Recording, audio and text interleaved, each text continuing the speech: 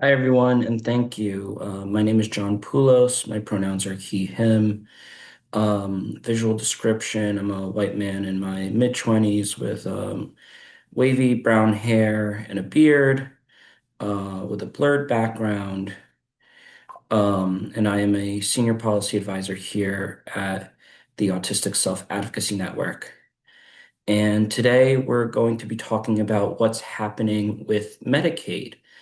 Um, I'm sure that we have a mix in the audience today, some who are receiving services through Medicaid, some who are advocates uh, around working on the changes that have happened and cuts that have happened to Medicaid in the past year, possibly both.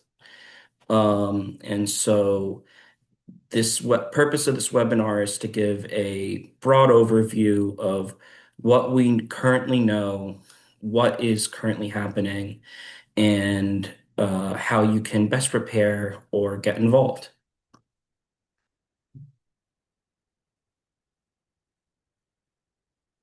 So, what we'll cover today is what is Medicaid, a very broad overview of how Medicaid works, how HR1, also known as OBBBA, Big Beautiful Bill, Big Ugly Bill, many names, and what that changed for Medicaid, when those changes will happen, and what you can do. So, what is Medicaid? Medicaid is a program that the government runs to help people pay for healthcare and services. Medicaid helps a few different groups of people. Medicaid helps people who do not have a lot of money. And Medicaid also helps certain people with disabilities. A lot of disabled people need Medicaid to pay for healthcare and services. Uh,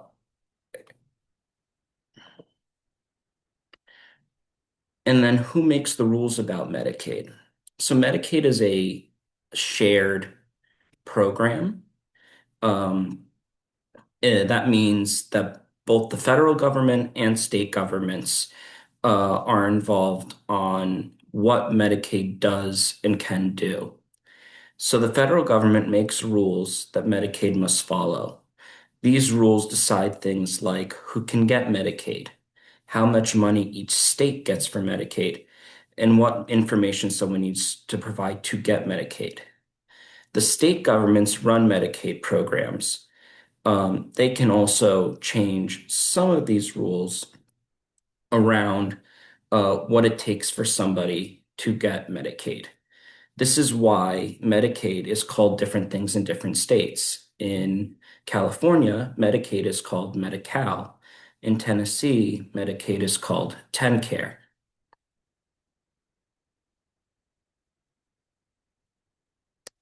So when you're applying for Medicaid, you have to be eligible for Medicaid to get Medicaid.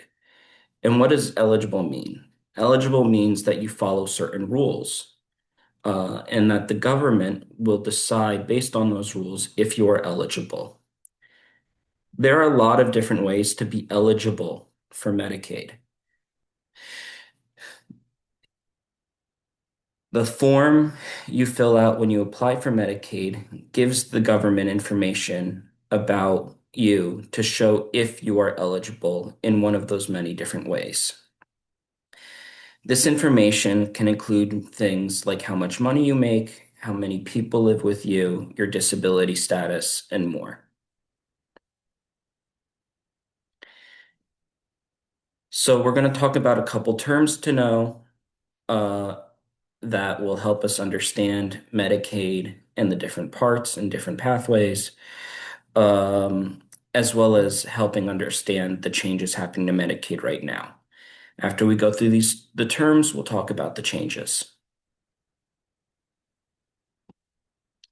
So, uh, somewhat complicated sounding term, but um, not too complicated, I promise, is mandatory eligibility groups. So the federal government has to let some groups of people apply for Medicaid.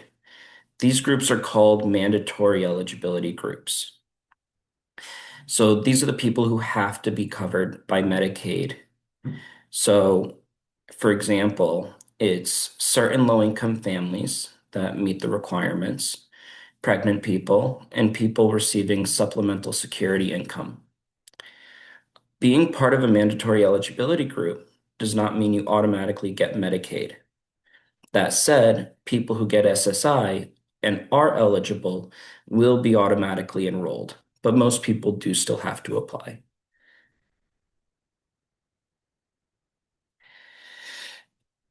Then there's the Affordable Care Act. The Affordable Care Act, sometimes also called Obamacare, is a federal law. Um, the Affordable Care Act made it easier for more people to get health care. One thing the ACA did was allow states to let people who are not in mandatory eligibility groups apply for Medicaid. This can include low-income parents, low-income adults that don't have children, um, certain children with disabilities that weren't eligible before, and medically needy people. One form of this expansion of who can get Medicaid is regularly referred to as Medicaid expansion. Medicaid expansion specifically refers to uh, making letting low-income adults apply for Medicaid. Um, States do not have to take part in Medicaid expansion. Other ways to um, help, other ways that Medicaid can be made to, I'm sorry,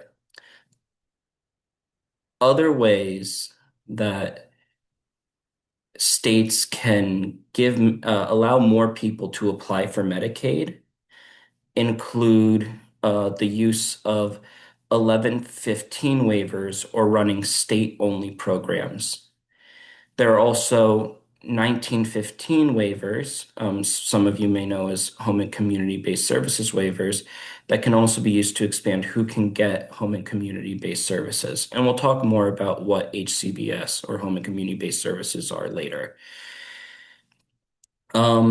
CMS, that's the Center for Medicaid and Medicare Services, the part of the federal government that makes the rules about Medicaid, defines these additional groups of people or populations um, that states can choose to allow people to apply for. Um, this is called optional categorically needy.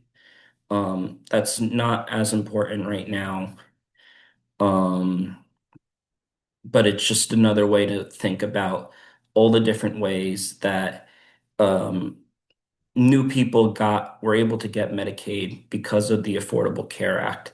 And we'll be talking more about that later.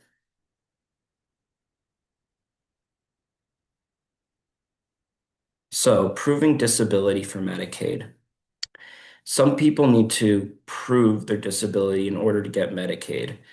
If the government is not sure someone has a disability, they may ask for proof like a letter from a doctor, medical forms showing test results for a disability, or forms made by the state you are applying in.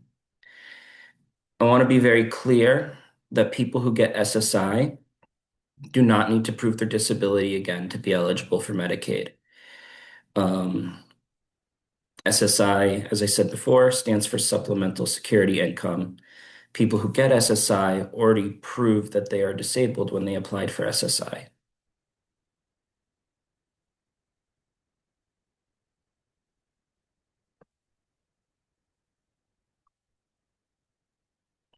Next slide, please. So, what is happening with Medicaid right now? In July 2025, the federal government passed a bill called HR 1. This bill cuts $911 billion for Medicaid over the next 10 years. This is the largest cut to Medicaid ever. This is done through a lot of complicated changes to how states can raise money for Medicaid. It also changes rules that will affect if people are eligible for Medicaid. This especially affects the people in the Medicaid expansion that we talked about earlier. The changes caused by HR 1 will take effect over the next few years, but there are some changes that are happening in states right now. We'll talk about what the changes are and when they will happen.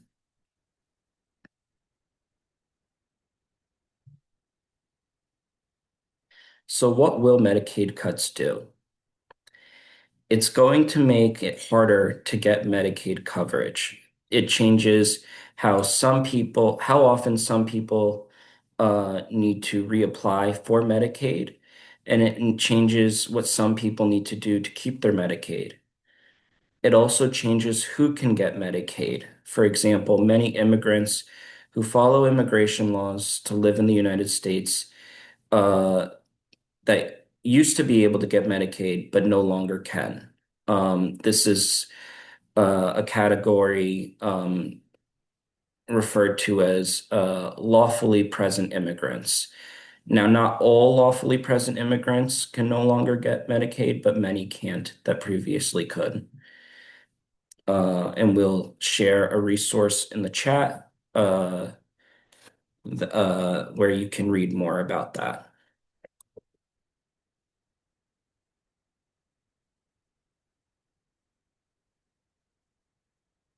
It's also going to affect Medicaid funding and shifting costs to states.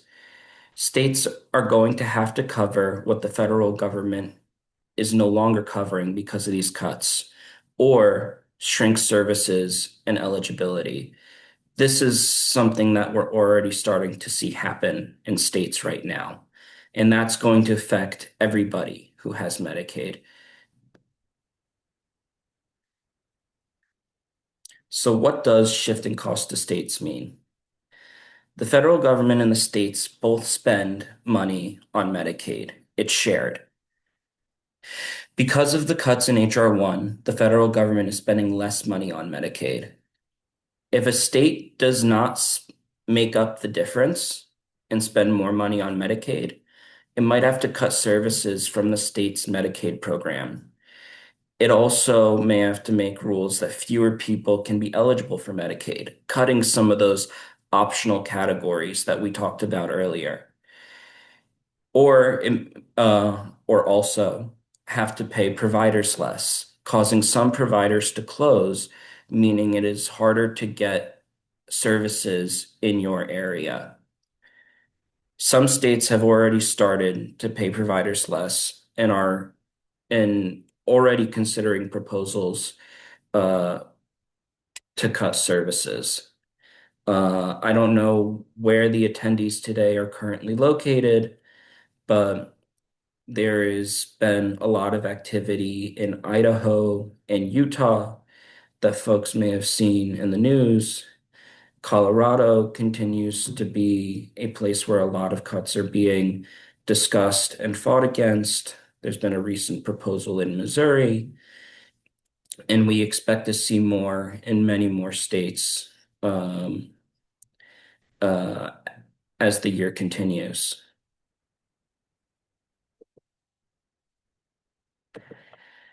One of the areas that are most at risk because of the cost shifts are home and community-based services.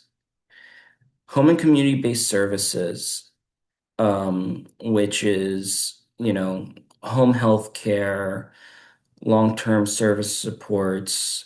It could be anything from uh, helping people by cooking meals, driving them to their job, uh, at-home health care. It can look different in a lot of different ways, and that will depend on your state's HCBS waiver. But all of those waivers, those are optional. HCBS is an optional service. States are not required to provide HCBS by law, even though all 50 states do. 86% of optional Medicaid spending supports people with disabilities and older adults. And this is where legally states are going to look to cut funds first because of that optional factor. This is what we're currently seeing in Idaho.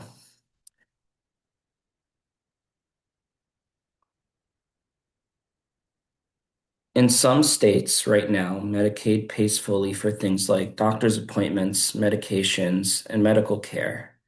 The Medicaid cuts will change this. People who have expansion Medicaid will have to start paying a fee for some medical services up to $35. This fee is called a copay. Some services people get through Medicaid could go away because of these cuts.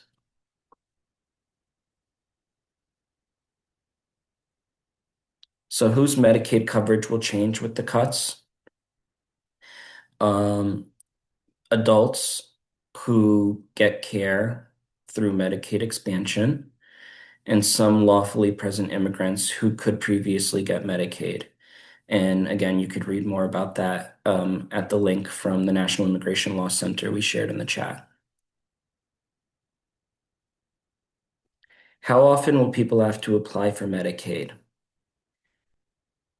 So right now, most people have to reapply for Medicaid once a year. Some people are automatically re-enrolled, like people who also receive SSI. HR 1 changes Medicaid rules so that people who have expansion Medicaid will have to reapply every 6 months. Um, this will mean you need to provide information. What information you will need to provide will depend on your eligibility group.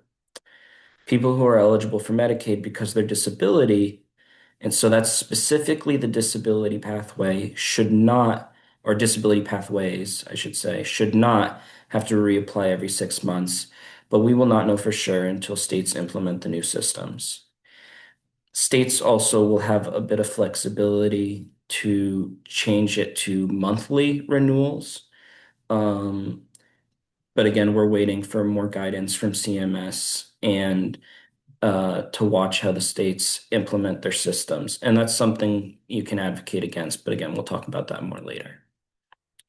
So why is having to reapply for Medicaid every 6 months bad? Renewing Medicaid takes time. Medicaid applications ask a lot of questions and need a lot of information. After someone fills out their paperwork to renew Medicaid, they have to wait for their application to be approved. The government has more chances to make mistakes and take away people's health care.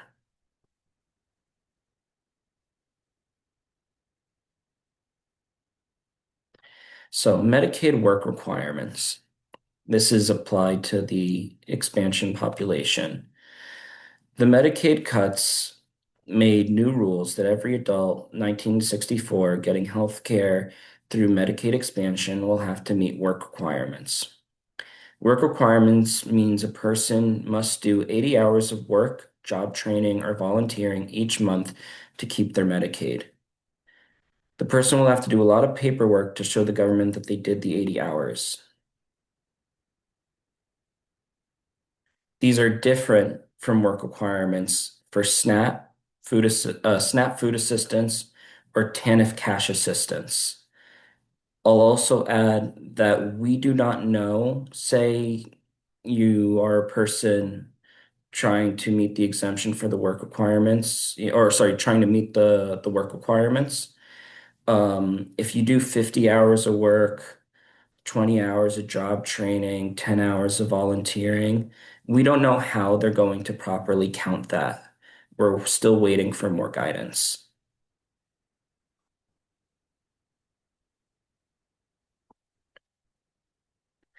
So there are limited exemptions to the work requirements. We don't know how the states will implement these exemptions. No exemptions are required to be implemented automatically. States can force paperwork, and no flexibility to create new exemptions.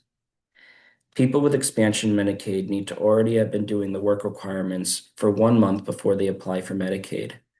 Someone who reapplies for Medicaid needs to have started meeting the requirements of the work requirements a month before they reapply, and that states will check at least every 6 months.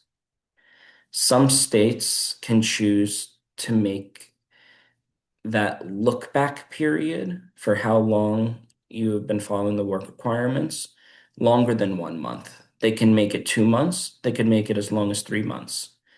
And like I mentioned before, they can also decrease how often they check, and they could make it even less than 6 months. They could make it as small as 1 month. If that's confusing, I'm happy to answer questions about that at the end of the presentation. People not in compliance with the work requirement cannot get subsidies from the ACA marketplace healthcare, also known as Obamacare.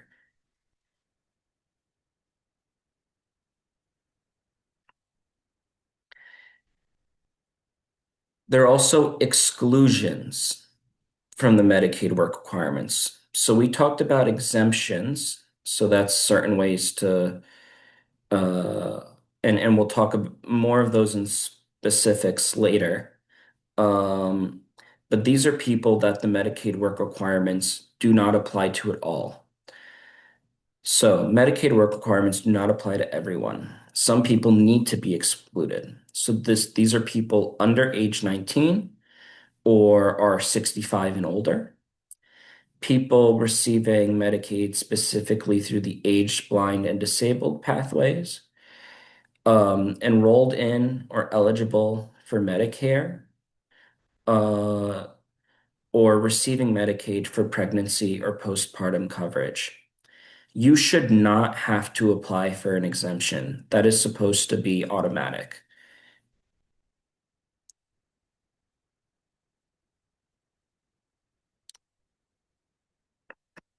Now, when we're talking about exemptions, these are people who are in the Medicaid expansion but may have other conditions that make it difficult to meet those requirements. And this is where we know some things, but we're still waiting to learn more. There are exemptions for, and the term they use is medically frail people and people with serious or complex medical conditions. Some examples have been shared. Um, like people with disabilities that affect at least one activity of daily living, or people with a substance use disorder. But we are still waiting for more guidance from the Centers for Medicare and Medicaid Services, or CMS, on how they will be confirmed. So how do you make sure that somebody has that status for an exemption? How do you check that somebody has a substance use disorder or has a disability that impacts one activity of daily living? There is a caregiver exemption because there are a lot of caregivers within the Medicaid expansion population. And that uses the definition from the Raise Family Caregivers Act. That's a really helpful definition um, because it expands the what a caregiver is, what that means, and so can hopefully apply to a lot of people. But we don't know yet how states are going to implement it and how they are going to check that somebody meets that definition.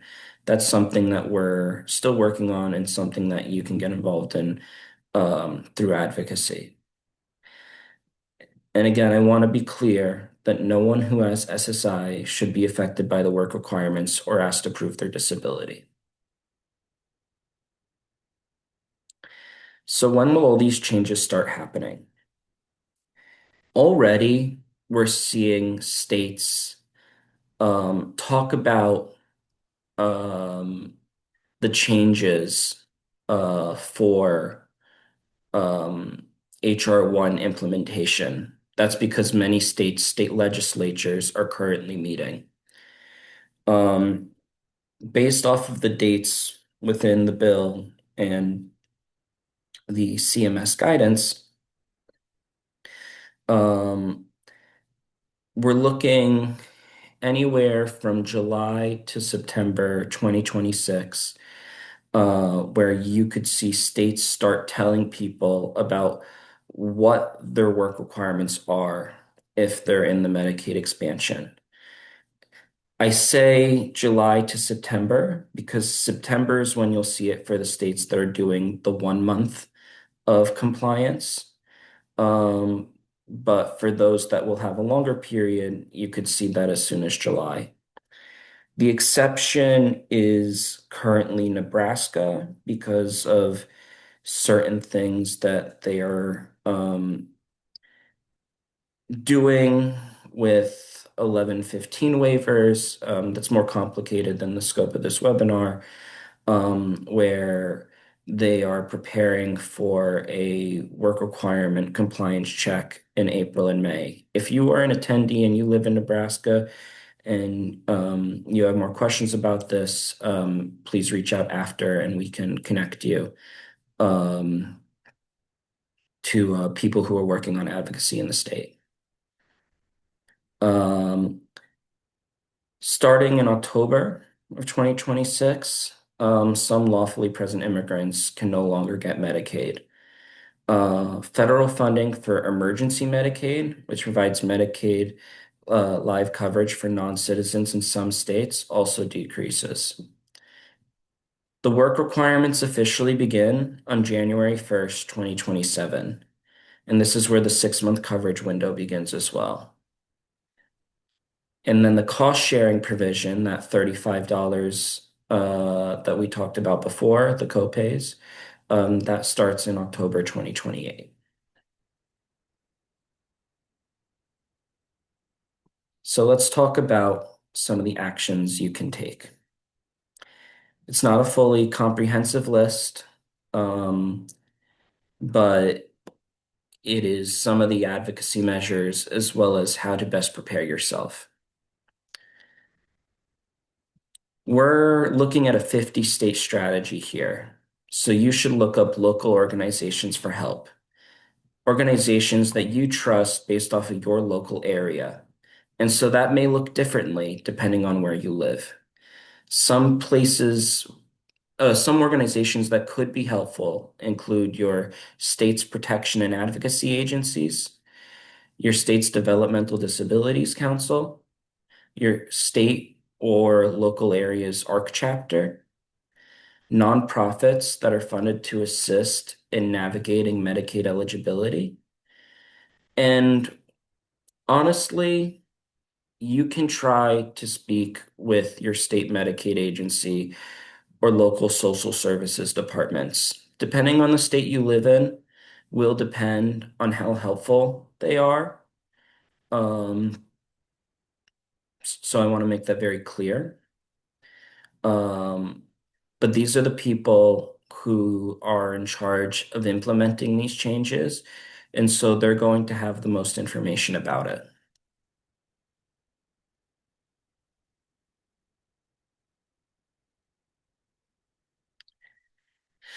So you have heard that a lot is not decided yet. A lot is still being figured out. For those who have the capacity to advocate, for those who want to get involved, now is the time. So we want to advocate for what is still the best case scenario. You should be speaking to your governor and your state Medicaid agency about your concerns about HR 1 implementation. This has to do with the implementation of the exemptions. How do you ensure that the exclusions are properly implemented? Um, all that stuff that we talked about before. And you can get specific talking points, email templates from these links here. And we'll share those in the chat as well.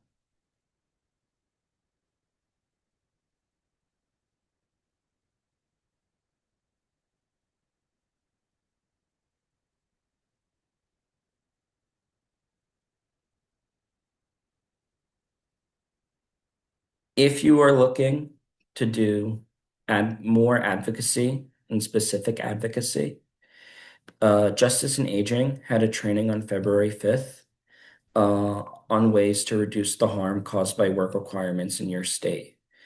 And we're going to share that link in the chat as well.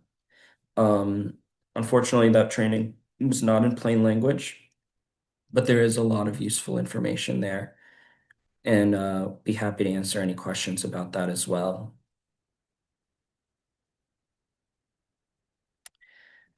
For those who think they are eligible or are currently eligible for Medicaid, we recommend that you apply for Medicaid now before all these changes go into place.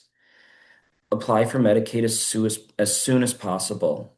If you think you are eligible, it's the best thing you can do. You should keep all the papers and information you need to reapply for Medicaid together. You should keep all your records related to your disability and health conditions. This is especially important if you are not eligible for Medicaid because of your disability.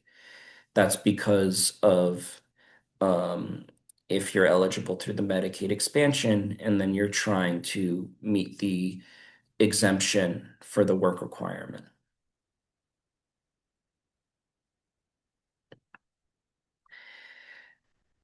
Separately, um, there is advocacy that can be done for good things coming down the road. All the things that we talked about today were changes because HR 1 requires them. States can make other changes, good and bad, with federal approval. And an 1115 waiver is a way for state governments to ask the federal government for these changes. And so you can fight for your state to make good changes to Medicaid, and you can learn more about 1115 waivers and 1115 waiver advocacy with our new plain language resource.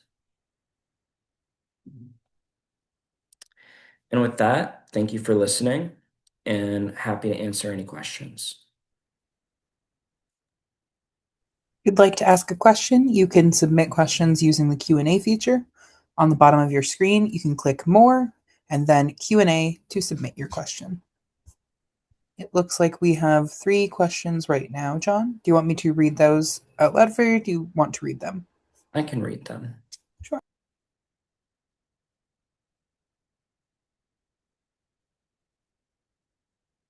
So are the $35 copays mentioned earlier ones that could apply to medications? Yes, those $35 copays could apply to medications.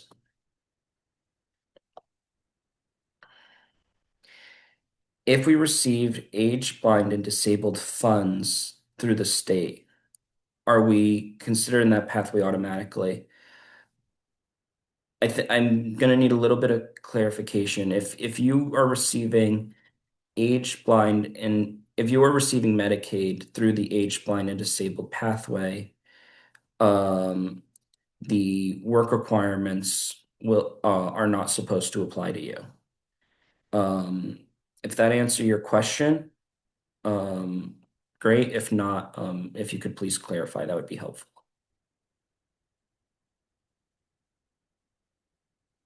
And then what month in 2028 would the copays appear again? That's in October 2028.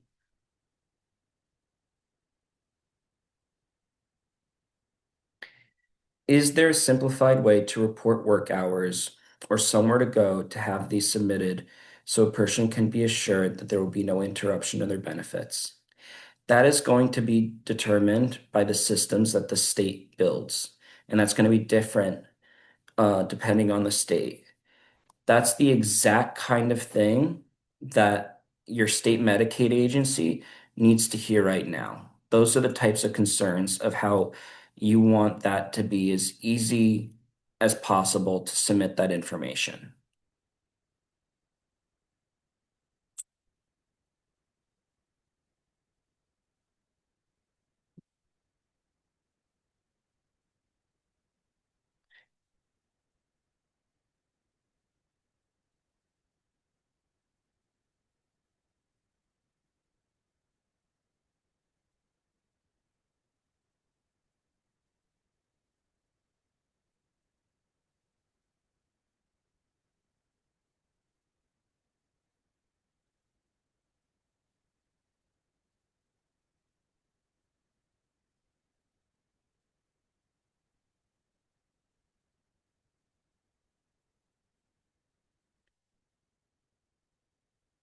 And I'm seeing the follow-up: age blind and disabled adults can get money that is basically taken from SSI back pay from Washington State when we have applied for SSI, but I don't know if this means Medicaid is also through the age blind and disabled pathway or not.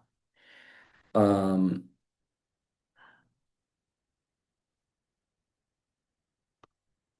I would have to look at the information for the particular individual, but generally, yes. If you're receiving money uh, uh, for SSI through age blind and disabled pathway, um, you should be eligible for Medicaid through that pathway.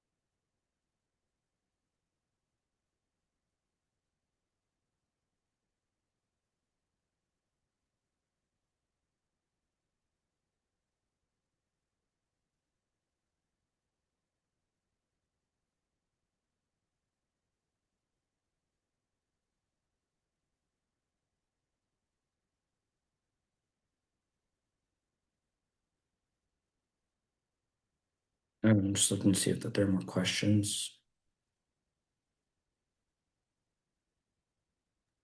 Yes, it looks like we have a few. One is, how does Medicaid buy-in fit into HR1?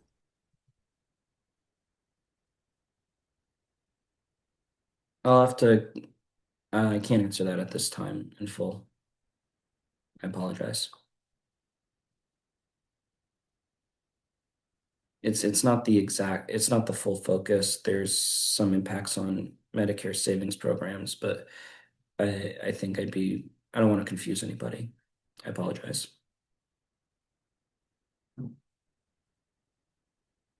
Happy to connect offline.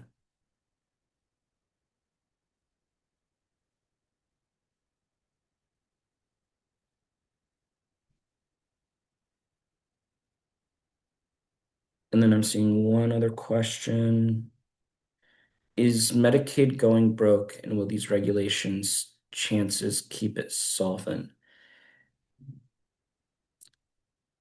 It's not quite that Medicaid is going broke. This is a very big cut for Medicaid. Um, there will be Medicaid services that do continue, but states have to run a can't run a deficit. It can't have debt the way that the federal government has. And so to have that even budget, um, they need to make cuts. And so that can definitely affect Medicaid, and that's the big concern here. Um, and so a lot of people are going to be hurt by these changes. But it's not a matter of solvency per se. These are points of advocacy that will basically you're telling your governor and your Medicaid agency and your state legislatures, figure it out some other way so you don't have to cut Medicaid because I need these services. Figure out the budget problem another way. I hope that helps.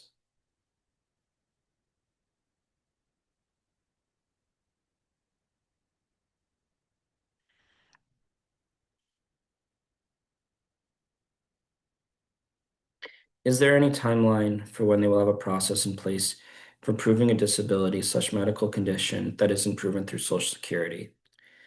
Um, the guidance from CMS around that is going to come in. Um, we don't know for certain, but we believe in June. That is our latest information that we have. Um, but that is exactly the kind of things that states are already working on and deciding. And so that's something that advocates can get involved in and try and shape and change and right now. And so that's why we recommend that you go and speak to your governor and your state Medicaid agency, especially.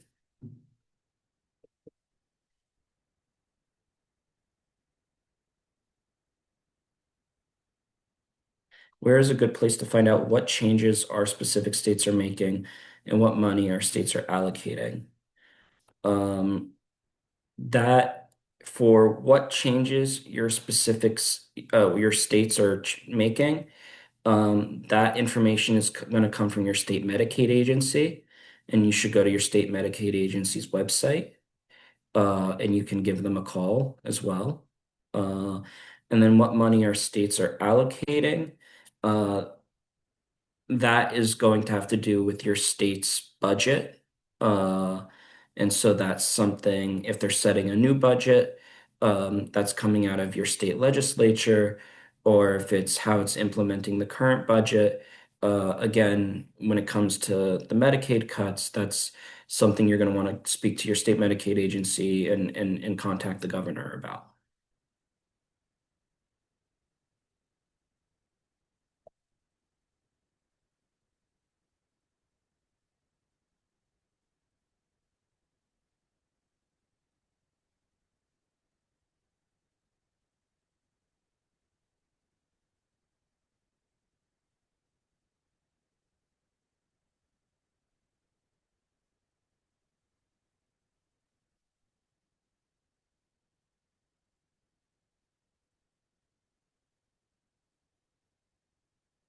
I believe that's all the questions.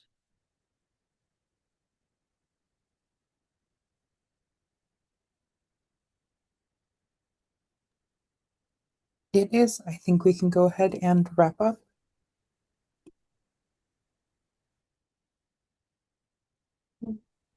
I want to say thank you to everybody who came and attended today. I hope that this information was helpful. For the audience member that asked about Medicaid buy-in, please follow up after. Um, I'll get that answer for you. Uh, and if you have any more questions uh, or concerns about these changes, happy to help answer any of those. And for those looking to get involved in state advocacy, again, reach out and we can help you get plugged into local state efforts. Thank you all and have a great day.